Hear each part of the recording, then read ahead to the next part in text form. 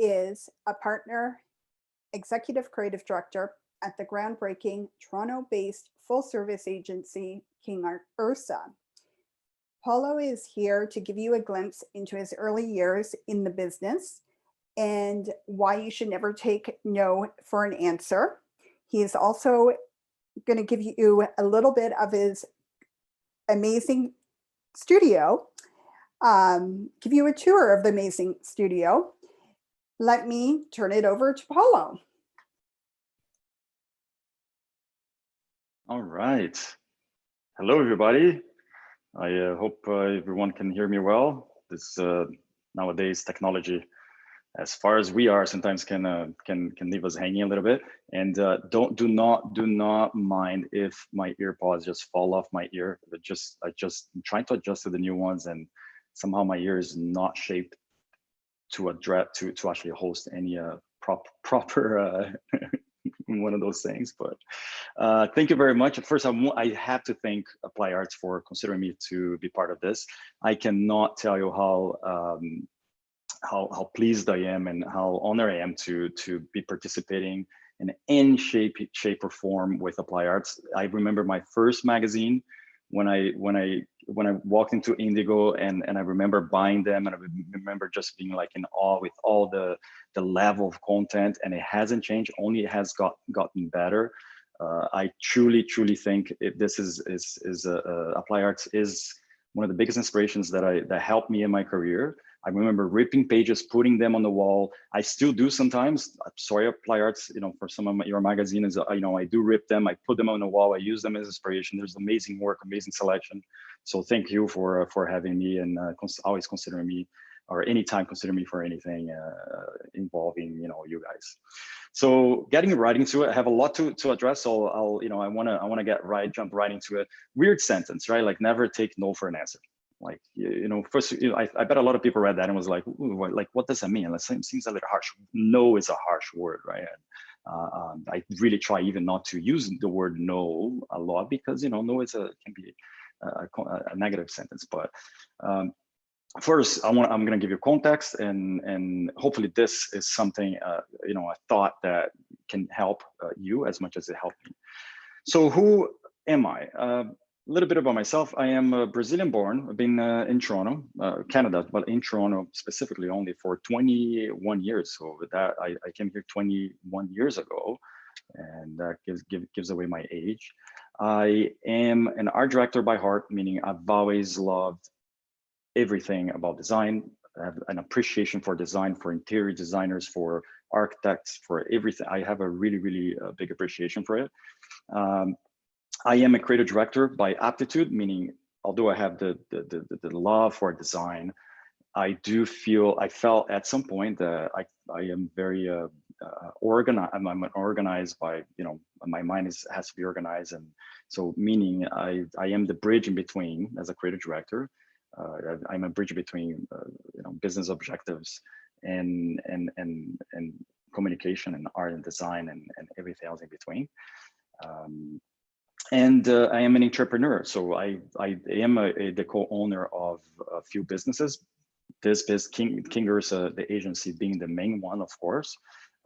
And my role in those businesses is to have a creative mindset. Like I look at solutions from a creative mindset, and everything that encompasses that, right?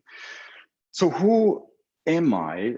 Is I believe is the question that a lot of people in leaving high school or starting even the first year, second year of university, college, or not, or just leaving high school and doing some work and whatnot, they have this question. And I went through the same thing. For a while, I finished my high school and I looked around and I was like, okay, now what do I do now? And I didn't even know where to look for answers. Like, where do I go to find out? Now, what am I going to do? Am I going to be a doctor? Am I going to be an engineer? Am I going to get into trades? Am I, what do I like? What does it, I had no idea even what I was good at. What was my aptitude? What was, that I loved doing it. And at a time, I do come from a family of artists. My sister is an extremely great inspiration for me. My both sisters One is an interior designer, the other one is an artist, and she always talked about philosophers, and she talked about, you know, she always brought some of that to me, and I, you know, always listening to her. And one of the times she's one of the philosophers that she loved so much, and I came across the sentence that said, "We are what we repeatedly do," and that stuck to me at the time, and I felt like we are what we repeatedly do. What is it that I am repeating every day, right? Like, and I start looking and going like, okay, maybe that's the first step that I need to do is, what is it that I do every day that shapes me? You know, the things that I choose to do, that is every day that I do, you know, in sequence, right? Like that doesn't change. That, you know, it's their part of my life. And I realized it wasn't a lot, like, you know, meaning it was, you know, it was a lot, but not a lot at the same time. I loved video games at the time. You know, and I still do. I play a lot of RPGs, and you know, hours, and, you know, playing Age of Empires, StarCraft. I don't know if you're familiar with some of those games. I absolutely love that. I still do when I find time. When I find time, I like to play it today. Social gatherings. Brazil, I used to love Carnival, so, you know, I'm a sociable person. I love being, you know, meeting new people, going to concerts, movies, and those are the things I was doing. And those things, those were my habits. Habits were things that, you know, I was used to. They were familiar to me. They were easy for me to do, and I just continued to do them. So I thought, okay, so I realized I'm repeating it. This is repetitive around me. What is I need to change. For me to get better, I need to start to change some of them, right? And one thing that I always believed is that no matter who you are, we are all very much, and I felt very much capable of changing current and adopting new habits. As easy as that. Is a choice. I felt some I'm gonna change, some I'm gonna change completely, some I'm going to upgrade, whatever that is. I knew I have the power to do that, and it's just a matter of wanting and saying yes, I will. And, you know, and I started to think about how I was going to, and then I thought about the one easy way of doing it was to separate them in two. So I felt, okay, there's an easy way for me to tackle them separately. First, being the logical habits that I had. So things that I consciously chose to be around: morning routine, breakfast, news, friends, and whatnot. And the second, my thinking habits. You know, I am too tired. I'm not, you know, sometimes like I'm not smart enough, or, you know, I see this person like so, you know, so successful and already knows what, you know, it's younger than me and is already know what the person is doing and whatnot. And so all those thoughts that, you know, exercising is too much, I get too tired. And so things that I constantly, you know, was thinking about. And I realized something, that these choices were easy choices all around. They were choices that didn't challenge me. They were not confrontational. There were things with no resistance, and were easy things to face. And recently, a friend who's very special to me, she told me this, remind me of this sentence, this fact, that, you know, it's very much explains what this is, which is like we're just like electricity. You know, electricity always follows the path of least resistance, because it's the easy path to get somewhere, right? And this is human nature. I figure out that was human nature. We're filled with, I truly believe, we got a lot of energy. If you rub your foot on the carpet, you will shock somebody. So there is energy regardless, going through us. But it's human nature is to choose the least resistant path, right? So I started to make a list of like, okay, if let me see if all my paths, my choices are really that easy, right? So I started looking, and I was like, okay, I was hanging out with a lot of my friends. My friends were very entertaining friends that I loved and laughed and had a lot of fun. Social media, my Instagram, my Facebook were things that made me laugh, things that friends that, travel or just fun things in general, or brands that, I felt were clever or so on. I watched a lot of, movies, and I loved the movies that I looked at, I was watching. They were, fiction movies. And I've always, to this day, I love sci-fi, and, and I watched a lot of sci-fi movies, and that's pretty much all I could talk about. Places that I went were about entertainment. So Like I still like to go to bar and with my friends have a drink and talk, and I love social gatherings like that. So you know, even the places I went were like not that many, but they were, you know, very repetitive, like in that sense, and very similar. And I was reading a lot of entertaining books, and they were fiction as well, again in sci-fi or sometimes mystery or thrillers, and I love that too.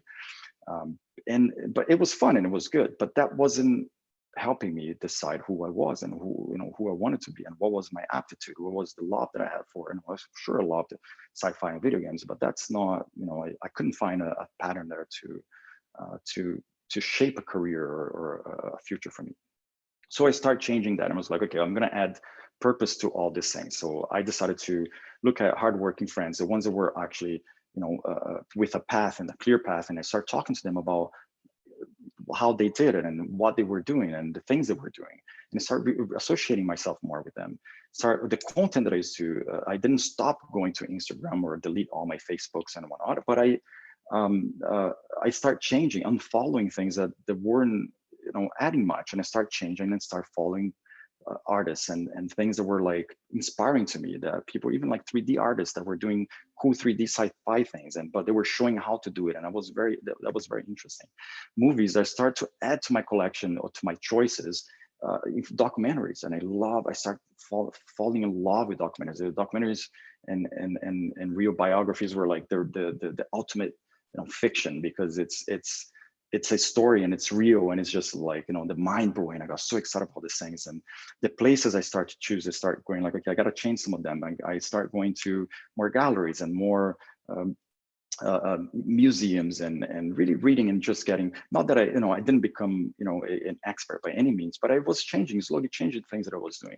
And books, start looking for the same things, you know, biographies and real books about how to learn new things and whatnot. So that was a big change. And then I realized very shortly that there was a pattern in all of this that revealed itself to me.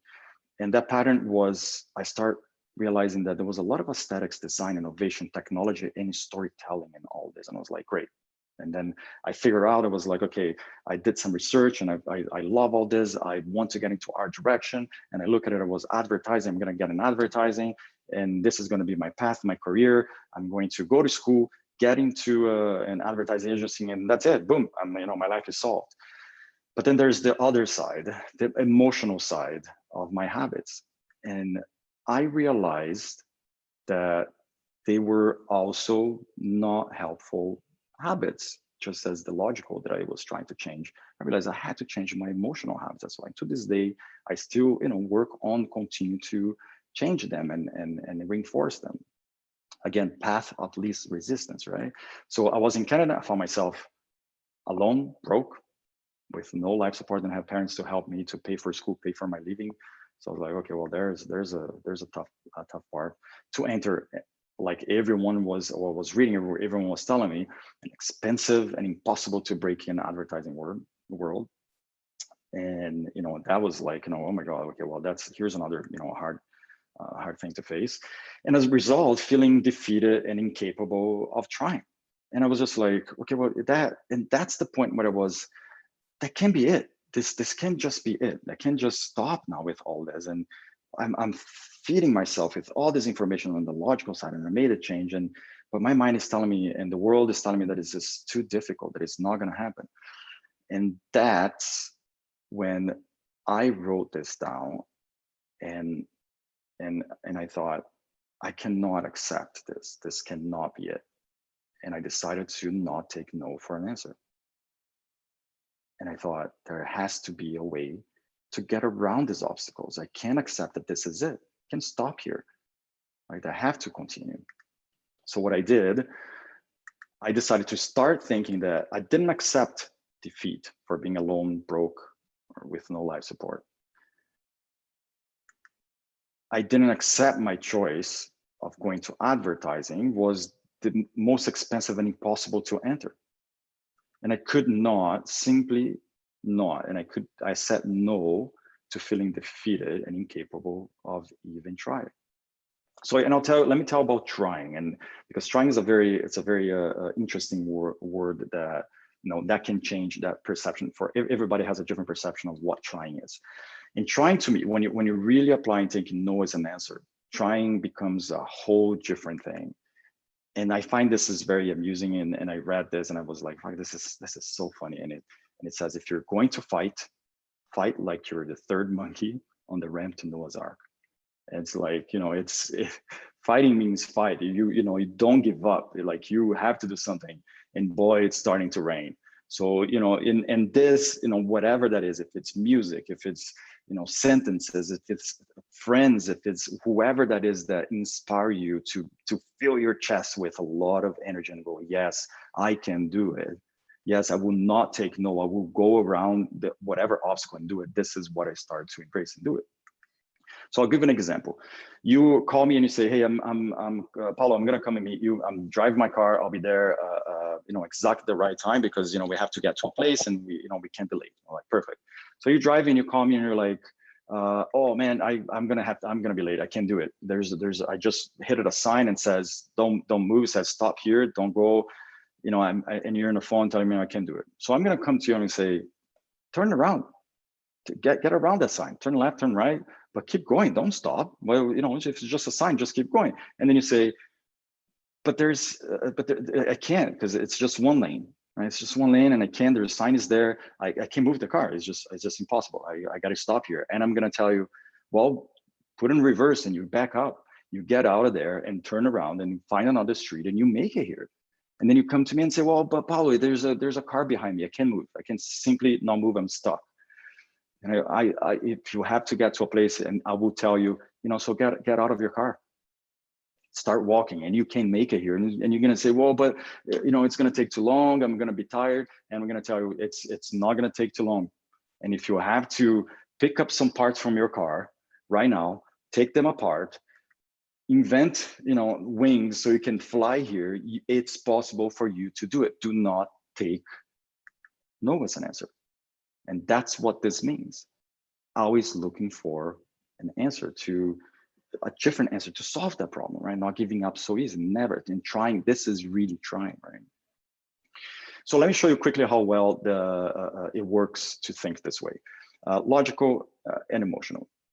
Eventually I got I worked hard and my portfolio nights, weekends, and I worked during the day, studied at night, slept very little, and eventually I found a job in advertising, and I kept those habits. And those habits, those two habits of those two sides led me to a successful career in advertising. So I was working in advertising, and I was working inside a big agency, freelance for quite a bit, and I was really doing what I loved. And I eventually I gave into working to an agency, and I loved my experience there. And in there, I looked at it and I was like, okay, I kept the two. I'll give you an example of two habits that helped me, really do well in my career and continue to move to the next stage. The logical, I chose to be with the hardworking friends, right? There were the ones that, were loving the advertising for different reasons. There's a lot of party there's a lot of partying all, most careers, I don't know, but you do, there's a lot of seriousness. Advertising is hard work. And I start, really associating myself with the ones that work the hardest, the first ones in and the last ones out. And on the emotional side, I start relating to people that didn't accept the status quo, how things were done. They wanted to do things better. They just didn't do their work well. They also challenged the way things were done and wanted to do well. And that's when I met a friend. He is my best friend today, a gigantic inspiration and a big part of my life today. And him and I look at it and we had the similar idea. And we're like, okay, well, we should start our own advertising agency. And that's what happened years later. We look at each other. Time came at the right time. We're like, okay, we should start this. We keep doing, we have these habits and we believe in the same things. We should put this together and start our own thing. And our habits supported us, right? In one side, we were armed with a lot of information. We were in the know. We knew what was happening. We were very, we consumed a lot of content that helped us be the best in what we did. And on the other side, we truly believed that nothing could stop us. we believe in we believe in even in failure. Failure was part of success, and we wanted to continue to learn and be better at what we did. And then, you know, with what do you do? You know, when you, although you have all this, and then here comes the taking no for an answer. We look at each other, we're like, okay, well, we got no investors, we got no money, we got no clients, we're not, you know, we don't have 10 years, 15 years, 20 years experience in advertising to like move and like, you know, have a client already waiting for us, wanting to work with us. So, you know, how do we start? Like, you know, we still have bills to pay and whatnot, and we have to, you know, take care of our families with our wives, and, you know, share the responsibilities and whatnot. So we were like, okay, well, let's not that stop us just because we don't have money to rent a space and hire people. What did we do? We got into my garage. We gave it a facelift, opened up the garage door, and started our agency in this garage. And that's how King Ursa was born. With a powerful, logical, and emotional on their side. And emotional is about also being confident, right? We were very confident because we had information in one hand, and we truly believe nothing could stop us on another. And the confidence is very important, but it comes only with, you know, with this ammunition, with work, right, for you to be there. And we did what we loved, and that's, you know, maybe you've seen this picture before. We had this bear going on, and we were like, yeah, we'll put a cute bear behind our name. We change bears, and we change bear pictures all the time, and we have fun with it. We're not afraid to be ourselves. We're transparent. We're personal. We're not afraid to, you know, to show everything that we're doing here and share. We like to say that we're very much like this picture of Benny McBride, and we show, you know, clients that first time they see us, we come in and we show them, we say, you know, this is kind of who we are if you're going to ask us, you know, because we're business in the front and party in the back. But don't get me wrong about party. When I say party, is, you know, not taking ourselves too serious, right? Like, and really have appreciation for people, for work, for the work that we do, and put that first. So, you know, we're free to do, you know, what we want and believe, and put that forward. So who we are today, we are almost 7 years old. In April, we're going to be 7 years. We grew from 2 people in a garage to 40. We're 40 people now. We are one of the fastest growing agencies in Canada today. For the past 3 years, we grew 100% year over year, both in staff and revenue. Hard working culture that relies on good habits. When we look for people to work here, we look for people with good habits. Both those habits, it's one thing that my business partner Eric and I have, and we look for people with the same habits. And in order to thrive in a place like this, you have to have them, and they have to be strong. And this is the one thing we truly believe. We're a full service agency, from analytics to strategy to creative, media buy. We're a full service agency, and we do everything very differently than a lot of agencies do out there. And we have a very strong film production. We are the only agency in Canada that owns the amount of film equipment in-house at our disposal. And that's open for everyone. It's open doors, and it's not locked behind a cabinet. Everyone has access to. A little bit more our agency. I'm going to give you guys a tour in a second, but a few core beliefs and values. We don't have boardroom tables. We don't believe that any physical thing between people just puts barriers between people. So a CEO, or as much as a CEO of a big corporation, or an intern, or whoever it is that is coming in, they'll sit on the same sofa. They will be treated as equal as everybody else. We do put visible reminders in our walls to remind ourselves, you know, constantly with the habits, you know, of reminding ourselves of our values, and, you know, because it's easy to forget. I forget sometimes, you know, Eric forgets. You know, we have to remind ourselves and rely on each other to remind ourselves as well. We hire hardworking people. And we search and we hire people in unconventional ways. Whether you have an accent or not, you come from a college, university, from Canada, from another place, to us, it doesn't matter. We hire people that have those habits, and those are the people that, you know, we want in here. We actually do have people with all diplomas. We have people with all formal education like that, you know. or that finish, part of their education, but did their own research and so on. So, we have all different people, but exactly, hardworking with those two habits of believing and surrounding themselves with good habits. You see the space we got, we give preference to inspiration. So there is access to music instruments, to video games, and it's there as well to, it's an environment that you can sit and we want people to feel at home as much as now with current restrictions and whatnot. You see the place a bit empty, but there's probably 3 or 4 people only coming in and out.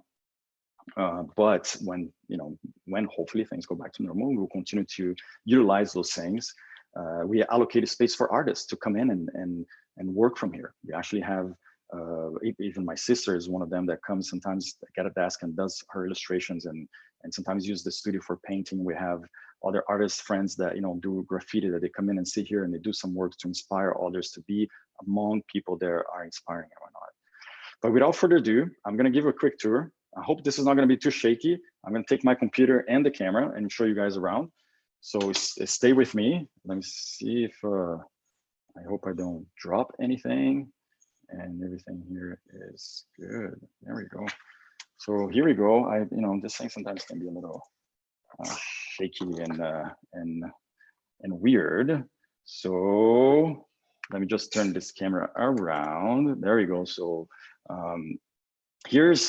upstairs here, what you're seeing is where my business partner and I sit.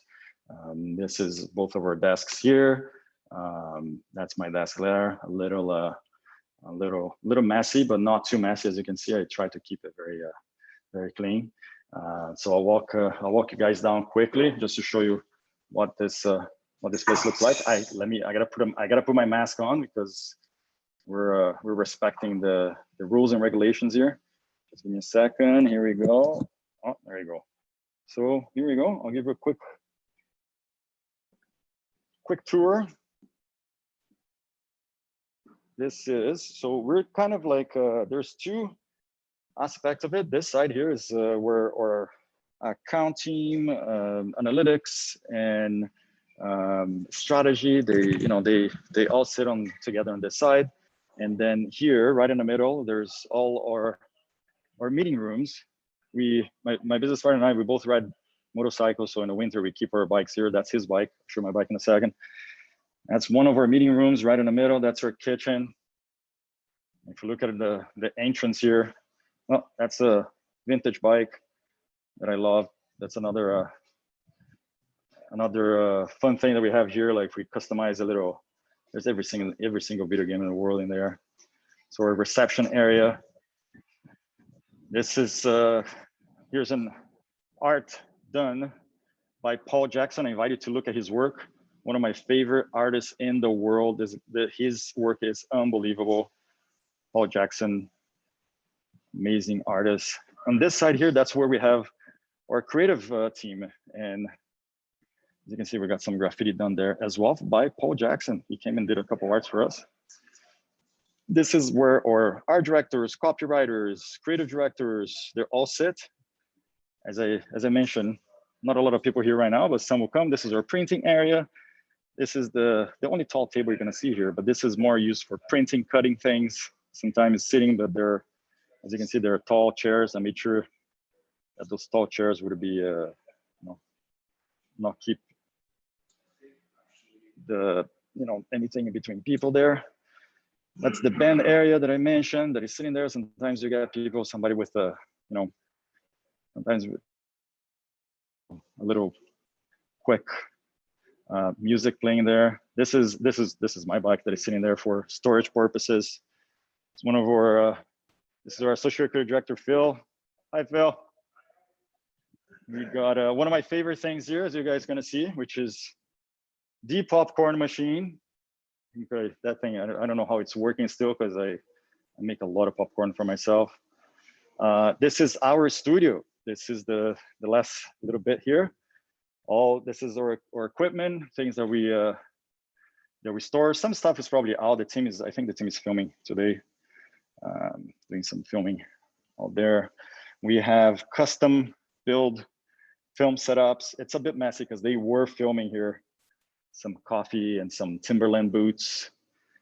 And there's always like something fun here. There's some like bicycles that they do. This is a screening room. When we have clients, they can come and watch movies here and approve and well, there you go. And the another fun little place here is this is our props room, where you see it's a little dark, but you can see some of the, that's where we buy all this stuff and make it all fun. Make like a Jagermeister look like it's frozen. It's pretty cool.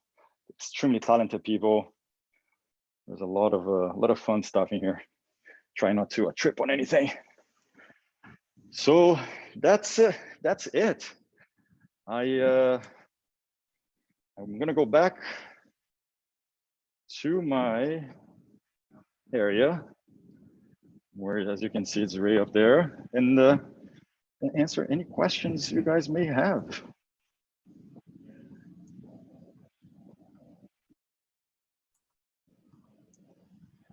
All right.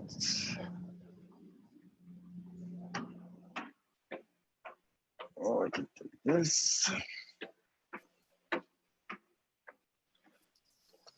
All right. Thank you, Paulo. That was You're welcome. really interesting, really inspiring. That's for sure. We have a couple questions. Okay.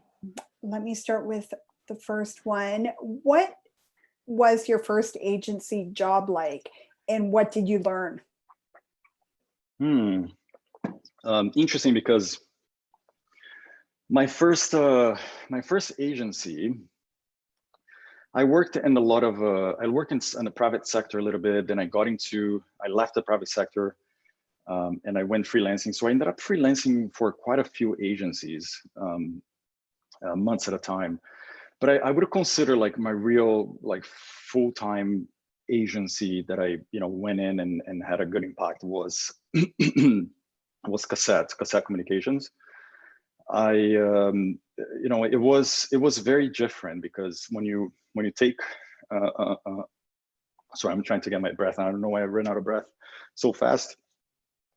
I promise I do exercise once in a while, but when we get to 42, things gets a little I gotta catch my breath here. So Cassette was definitely the one, I believe, that I was able to really immerse myself in the system with a significant role, and be relied on and work with other individuals. And the most important thing the biggest takeaway from that experience was it's always working with people that is smarter than you.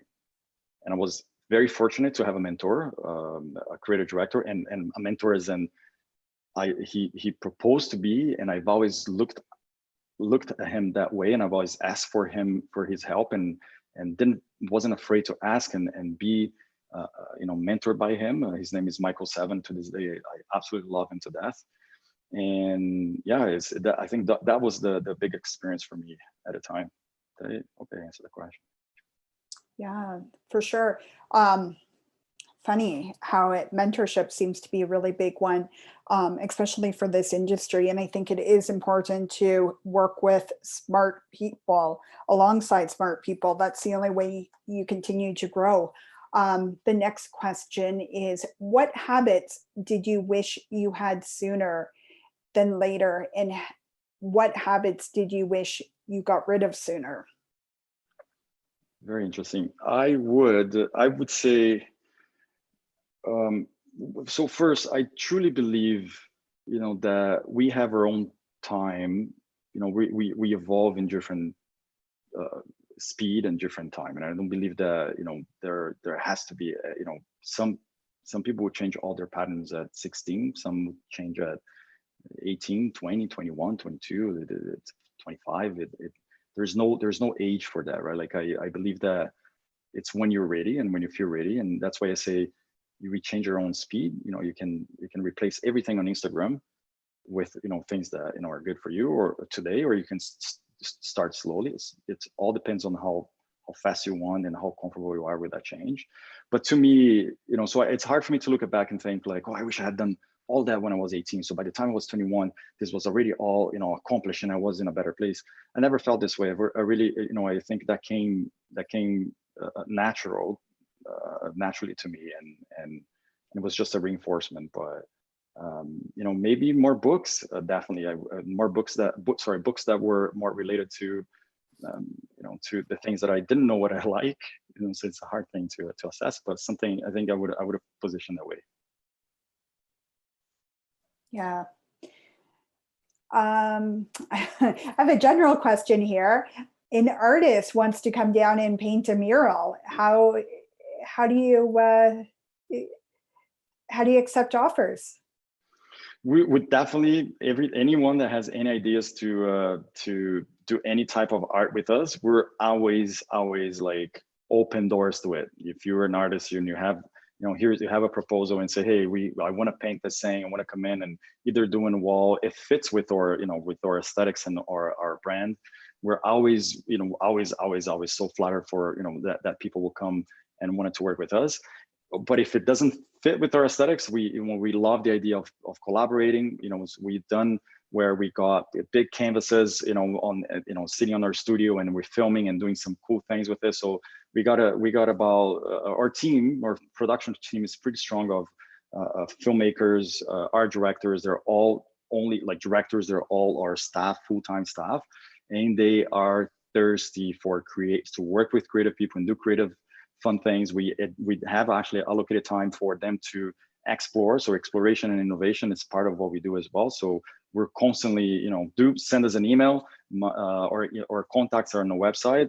Reach out and say, hey, I have this idea. And it's funny that I love the question, because a lot of times artists and in any shape or form, they think, or some agencies maybe are harder to reach when you get to big corporations, but small to mid-sized agencies, it's definitely, reach out, send a message, say, hey, can I come and take a look? Can I come and have 20 minutes of your time, half an hour, just to ask some questions? Or I have this art that I would like to show you, or maybe something that you're interested in doing together, or I have this idea to film something or do something. Like it might not say that, it will go every time it's going to happen, but I realized that was a thing that, in my time as well, that there's nothing stopping you from doing it, right? Again, it's that, and just because one agency perhaps didn't take you up on it and it wasn't the right time or the right project, don't take no for an answer. Continue, go for another one, or reach another one, or ask, like, so if it's not good for you guys, if this is not the right time, when is the right time? Can recommend to somebody else, right? Like it's, so yeah, absolutely reach out. We're always open to it. Yeah, good point. I mean, I know it seems intimidating, but advertising, we're friendly.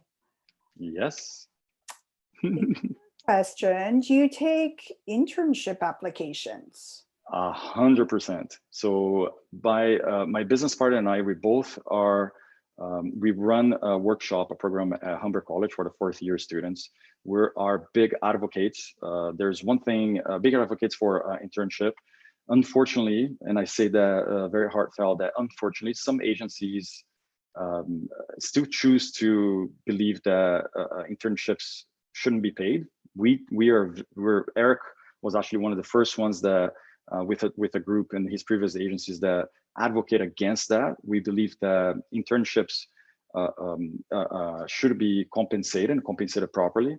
So we believe in the young talent. We believe that they have a lot to contribute and a lot to learn as well. And we do have it right now. Currently we have three or four interns. And we usually get interns to hire, so they will come and likely, very very likely they'll stay. So always, if you're looking for internships, send us resumes. Account, strategy, creative, film, post-production, all of them. We're constantly looking for internships, and again, people with the two habits though, the emotional and the logical, bring both of them. This is the place for you. Good point. Thank you, Paulo. I think that's the last of the questions. Cool. And we have reached our time. It was really informative. I hope everyone in the audience has learned a lot. and gave some insight into what it's like to work in the creative industry, specifically advertising. We appreciate your time. And as you start the school application process or just getting ahead and exploring where your talents fit in the creative industry, be sure to visit creativefuturist.ca. We have another session scheduled for tomorrow at 11. It will again be a focus on creative advertising from two partners. If you haven't already registered, you can do so by visiting creativefuturist.ca. And Paulo's session will be available later on today on the website. Thank you again, Paulo. Thank you very much. Good luck, everyone.